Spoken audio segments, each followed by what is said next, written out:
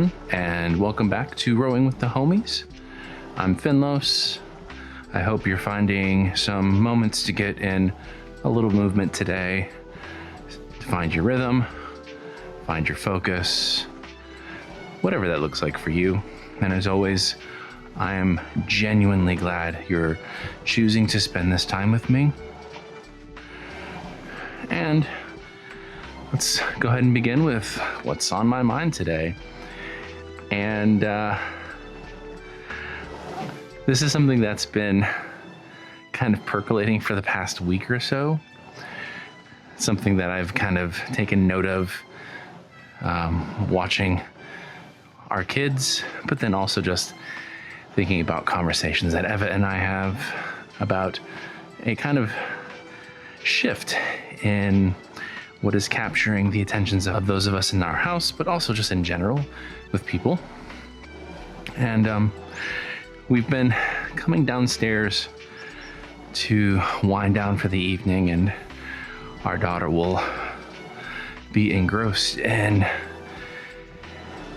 YouTube videos, which is, I guess, not uncommon, but the ones she's watching lately are not the kind of fast-paced, seemingly algorithm-driven content that you would associate with younger kids. Instead, she's been really into these videos about camping. And she's never been one who was particularly excited to go camping, though we have gone a few times. She's really into these creators who are able to merge the rustic aspects of camping with really modern. You can think of like off-the-grid cabins or really nice tents, but that are equipped with, I don't know, like solar panels, battery packs, and still cooking over an open fire. Maybe using a little gas burner, but right next to that there'll be handmade tools. It's a fascinating thing to see this blend of old world skills, like a guy chopping wood to make his fire, but then putting his freshly chopped wood into a modern stainless steel portable wood stove that's also a grill, it's also a cooktop. It's like this blend of old world and modern convenience. And as high-tech as some of these things can be, what she really finds most interesting is how these people are able to be in nature and enjoy nature while still not having to sacrifice connection and some of the comforts that we have in our homes. Our older daughter, has found her own little corner of this, I guess we'll call it an analog revival. She has spent hours following art and drawing tutorials, learning techniques for illustration and painting. And in the past couple of years, she's also gotten into crocheting. Eva taught her first, and then she's gone to classes in school, and she takes arts and craft classes at the community center, but she's learning these really intricate patterns and turning her yarn into these really cool creations like dolls and blankets and this cool stuff. It's another example of seeking out these really tactile, hands-on activities. And Eva and I, these are things that both of us really enjoy too. So it's, on one hand, a little reassuring to see that these are still things that they are drawn to, even if they are resistant in contexts where we're sort of bringing it to them. But then also, in the past couple of days as we've been sharing this space with our daughter, and she shares her videos, and then we'll find things that we're interested in kind of watching to wind down. We find ourselves drawn to videos of craft people, like artisans, making incredible things from naturally sourced materials, like pottery thrown from local clay, or sculptures carved from fallen tree limbs, or furniture and even cabins.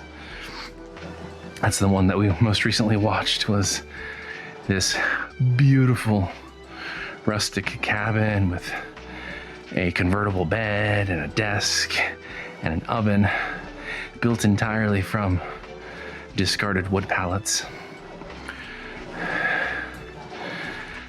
And all of these things, they just look like they've sprung directly from the earth. Pottery and art. And behind all of it, behind all of these things, I think what I'm observing is a very strong, clear sense of intention, of patience, and purpose in the things that these people are pursuing. And I think that's why we've been kind of captivated by them. And even beyond the content, you can notice growing fascination with activities like gardening or small-scale farming, with people cultivating their own food, reconnecting with the earth, or the increasing interest in cooking from scratch. That's something that I have enjoyed doing, finding new techniques online to practice and then share, learning and understanding new and more complex ingredients and processes through the process. But even things like writing by hand, journaling, reading hard copy books, like intentionally reading physical books, or even what I'm doing right now, recording. There's a long tradition of audio recording of voices for personal purposes, of which podcasting is an extension of, or what I've been talking about recently with recording audio and music with synthesizers. And Eva's learning to spin yarn with a drop spindle, and she crochets, and we're all just finding ways to slow down and to do things with our hands. And what strikes me about all of these things, which on the surface can seem distinct, disparate, is really, they're all, again, these analog activities, things that are not necessarily needing high technology to complete. I mean, yes, I'm using a voice recorder right now, but I could just as easily use a tape recorder. Wouldn't sound as good. But this craftsmanship and these different ways of reconnecting with nature, this wider societal lean towards gardening, cooking, tangible pursuits. It's I think it's almost a primal pull towards things that we can touch, things that we can hold and manipulate, things that we ourselves have created and then can share. It's an intentional contrast to the endless scroll of social media. And of course, I'm acknowledging that I began by talking about watching content online. But I think why we're drawn to it is because it sparks that desire. It motivates us to find ways to access those things, new ways of accessing those things. And it's in contrast to that digital content that disappears just as quickly as it appears. And by extension, a feeling of being plugged in, stuck, but never really truly present. And there's a yearning for things that are more real, for things that last, and for skills that connect us, that bring us together, that we can share in community, and that connect us deeply to the earth and to the materials sourced from the earth, and most profoundly to ourselves and to our own hands and to how we connect. This quiet analog revival definitely sparks something specific in me, and it's a deep yearning for quiet focus, for the satisfaction of seeing a project through from raw ideas, unfinished thoughts, basic materials, to its finished, tangible product. There is just so much information, and the sense of time that is just always speeding up and slipping away. And these glimpses of tangible, intentional creation offer a glimpse into what could be a different rhythm, and one that we are seeking to create for ourselves in our lives. It's, I believe, something that we're trying to foster, and it's a different relationship with time and with intention and with the work that we do. And that gets me thinking about our daughters' varied interests and the artistic and analog activities that they pursue to slow down.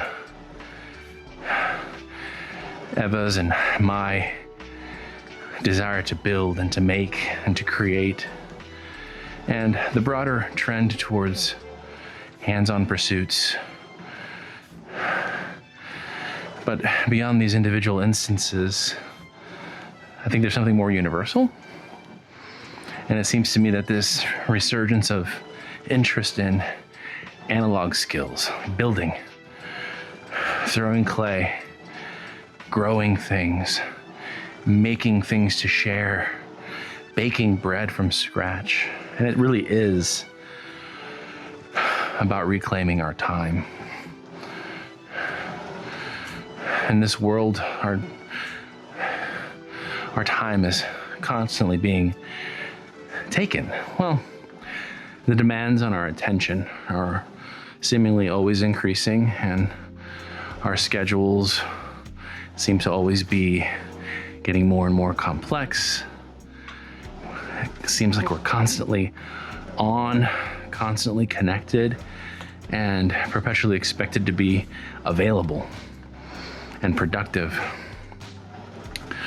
These disconnected analog pursuits offer a profound way to slow down. They demand a different kind of time, intentional, focused, and unhurried. You can't fast forward pottery. You can't skip steps in building a cabin. You can't rush the loops of a crochet pattern or speed up the growth of a plant. These activities don't bend to timelines or our desire for instant gratification. And it forces us to be present. It forces us to wait. It forces us to learn and then practice patience. And if we extend this to the concepts of mastery in this context, when you're working with any of these skills, you can't rush it. You have to feel the material, know the material, understand its limits, learn its nuances, how it functions in different situations, what patterns will work in what situations, what tools will you need, even what's the best time of day, what's the best weather, who are the best people to help you. And you have to respond to each unique property, each unique situation.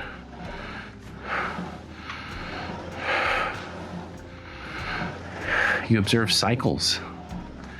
You nurture the process of learning and growing within yourself and with the activity that you're doing.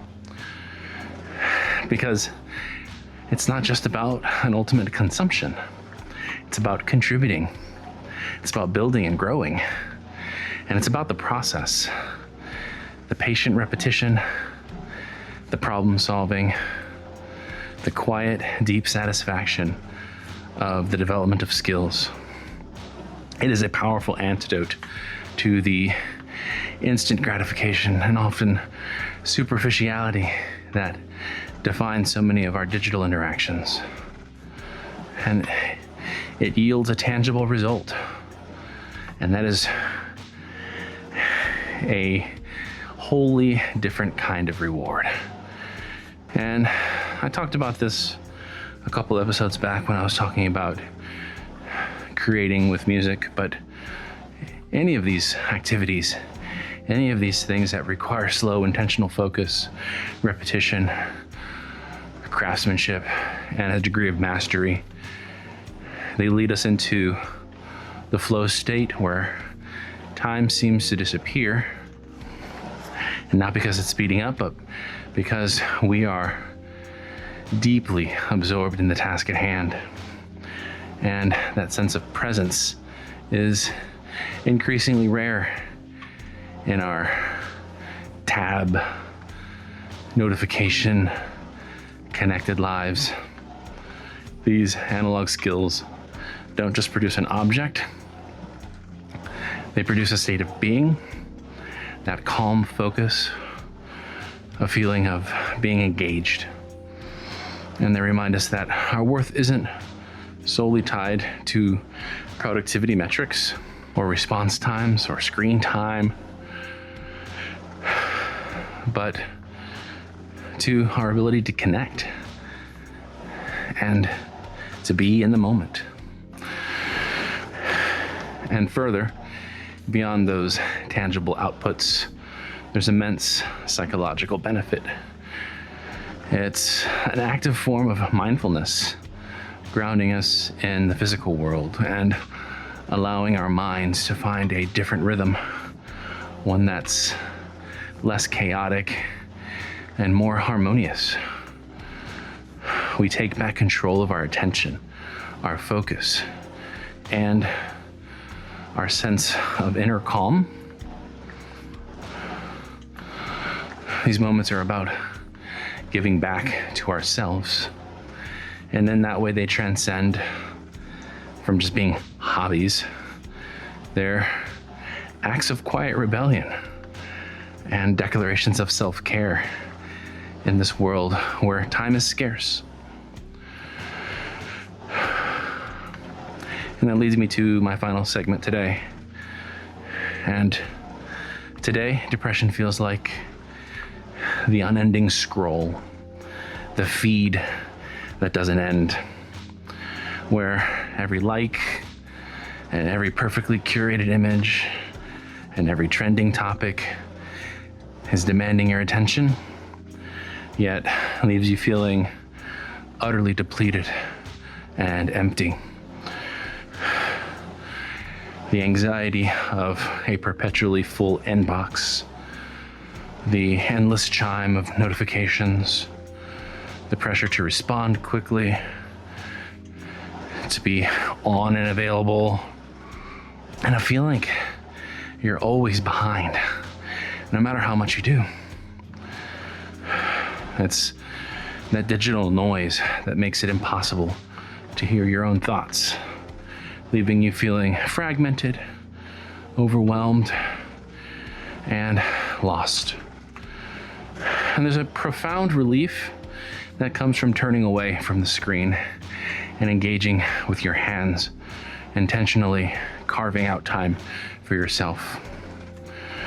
When I'm truly absorbed in something tangible, whether it's gardening with Eva, or working on a song, or recording a podcast and exercising, or kneading dough to become bread, using my hands on a small intentional project, depression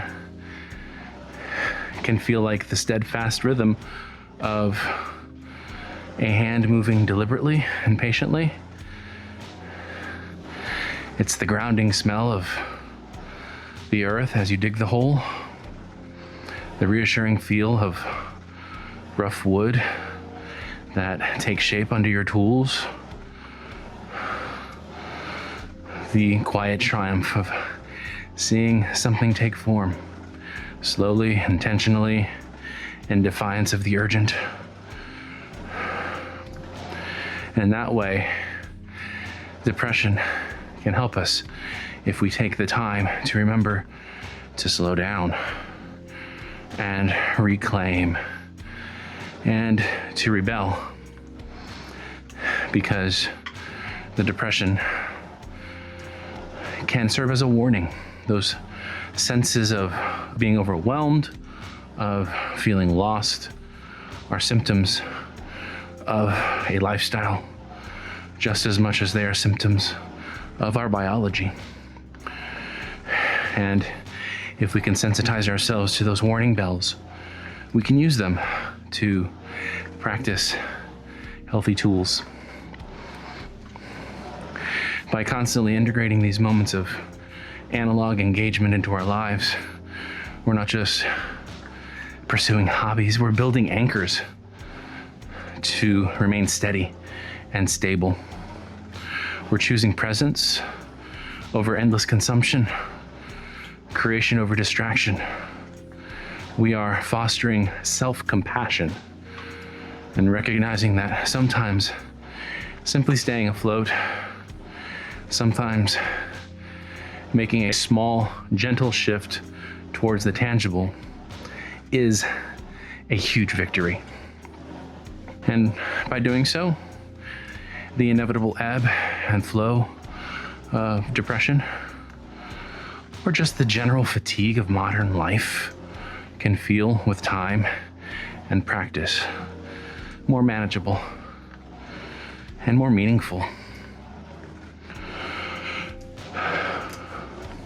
If any of what we discussed today resonated with you, whether it's feeling that spark of curiosity about creating something with your hands, recognizing your own need to slow down and reclaim time, or if you're navigating the changing tides of your own mental well-being, please know with absolute certainty that you are not alone. These experiences, in various forms, are part of the journey. Your feelings are real, and they matter. If you're finding it hard to navigate these feelings, consider reaching out. Try talking to a trusted friend or a family member, maybe a mentor or someone in your community. They might be able to make a difference. And if you need more support, if these feelings are significantly impacting your life, please consider seeking professional help. Therapists, counselors, and mental health professionals are equipped to provide support and strategies to help you navigate these challenges. You can find resources online by searching for mental health support in your local area. Embracing the joy of creating, recognizing the power of intentional presence, and learning to navigate the natural ebb and flow of our emotional lives. It's all part of each of our ongoing journey. And we're in it together, finding our rhythm. As always, I deeply value your time, your attention, and your willingness to engage with these topics with me. please reach out if you have any comments, questions, or suggestions for the show. You can send me an email to finlos@finloslives.com. Find me on social media or check out the website, finloslives.com. Please subscribe to your favorite podcast platform so you don't miss any future episodes. And if you found today's conversation valuable, I would be incredibly grateful if you'd consider sharing the show with anyone in your network who might also find it helpful or interesting. Thanks for joining me today. Let's keep moving, keep thinking, and I look forward to our next conversation.